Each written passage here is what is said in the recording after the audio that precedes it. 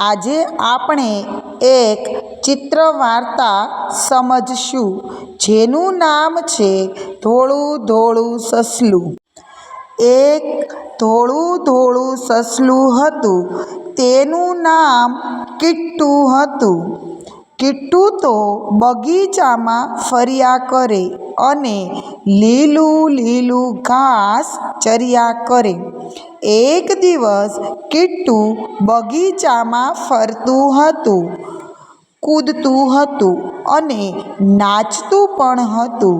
જેવું કિટ્ટુએ લીલું ઘાસ જોયું, તે ફટાક દઈને ઘાસ ખાવા દોડ્યું, પણ ઘાસ તો નીકળ્યું પ્લાસ્ટિકનું નકલી અને કિટ્ટુ તો શરમાઈ ગયું અને જોર જોરથી હસવા લાગ્યું।